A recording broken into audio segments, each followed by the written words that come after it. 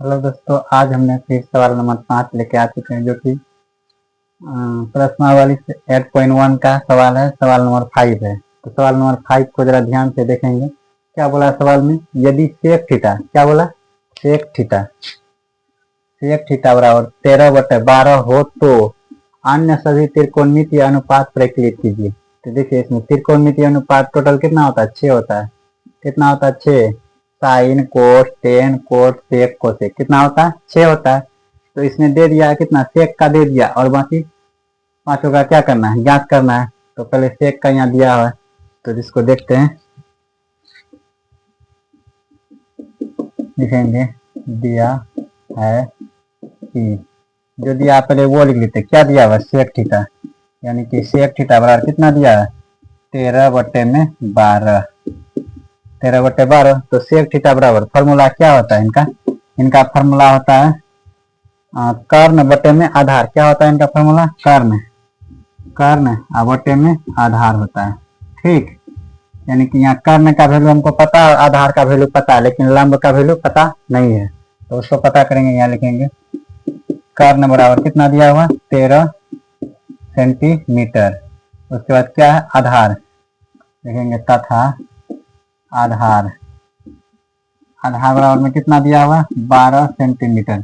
लेकिन लंब हमको पता नहीं है। क्या है? लंब पता नहीं है। तो क्या लिखेंगे? वाट लिखेंगे। तो यहाँ लिखेंगे, चूंकि लिखेंगे लंब बराबर क्या होगा?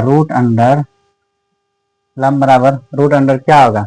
कर्ण का स्क्वायर और माइनस में आधार का स्क्वायर। क्या होगा? कर्ण का स्क्वायर माइनस में आधार का स्क्वायर। तो यहाँ लिखेंगे कर्ण का स्क्वायर माइनस में आधार का स्क्वायर। तो कर्ण का वैल्यू कितना है? 13।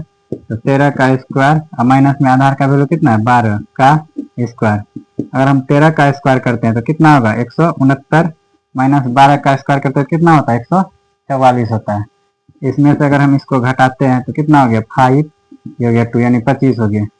25 किसका वर्गमूल है? 5 का वर्गमूल है। तो ये कितना आ गया मेरा?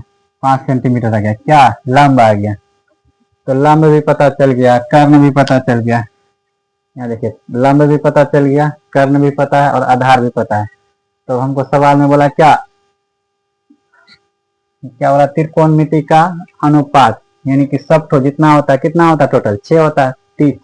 6 का मान हमको क्या करने बोला है? ज्ञात करने बोला है। तो यहाँ लिखेंगे, सबसे पहले साइन लिखते हैं।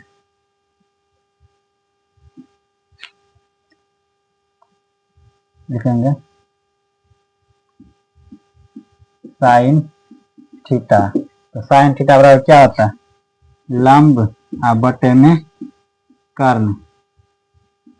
लंब बटे कर्ण, यानी लंब का वैल्यू कितना आया मेरा? अभी यह आया 5। तो लिखेंगे 5 बटे कर्ण का वैल्यू पहले से पता है 13 हो गया। साइन के बाद क्या आता है? कॉस। तो लिखेंगे कॉस थीटा। कॉस थीटा बराबर क्या होता है? कॉस थीटा बराबर होता है आधार बटे में कर्ण। आधार का वैल्यू कितना है? 12 बटे में कर्ण का वैल्यू कितना आया? 13 है। तो 12/13 साइन कोस, अब क्या आएगा? 10।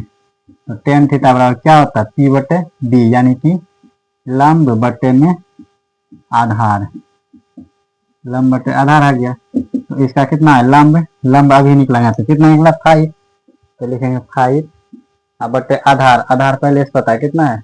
12। तो साइन कोस 10 हो गया। अब क्या निकालेंगे? Sign cos 10। अब निकालेंगे कोट। लिखेंगे कोट थीटा। क्या लिखेंगे? कोट थीटा बराबर क्या होता है? आधार बटे में लंब, यानी आधार का वैल्यू कितना? 12 बटे में लंब का वैल्यू कितना मेरा? 5 है। तो ये हो गया मेरा 5। साइन कोस 10 कोट हो गया। अब क्या लिखेंगे? Sine cos 10 cot. अब लिखेंगे कोसेक। क्या लिखेंगे? कोसेक। तो cosec theta. Sine cos 10 cot sec लिखेंगे सेक थीटा। सेक थीटा बराबर क्या होता है? सेक थीटा बराबर होता है कर्ण बटे में आधार। कर्ण बटे में आधार, यानी कि ये मेरा हो गया 13 बटे में 12। तो sine cos ten cot sec हो गया। अब क्या बचाएगा? कोसेक। तो कोसेक थीटा। तो कोसेक थीटा बराबर क्या होता है? आधार बटे में कर्ण होता है। आधार बटे कर्ण नहीं होता, कर्ण बटे लंब होता है। क्या होता है? कर्ण बटे में लंब लिखेंगे, कर्ण बटे में लंब। ठीक, तो कर्ण, कर्ण का वैल्यू मेरा कितना है? 13। अब बटे लंब, लंब का वैल्यू कितना है? 5।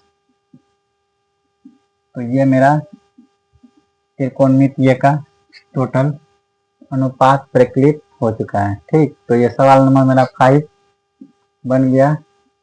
फिलहाल आज के लिए इतना ही। अगर मेरा वीडियो आपको अच्छा लगे तो एक लाइक करें, कमेंट करें। जय हिंद दोस्तों।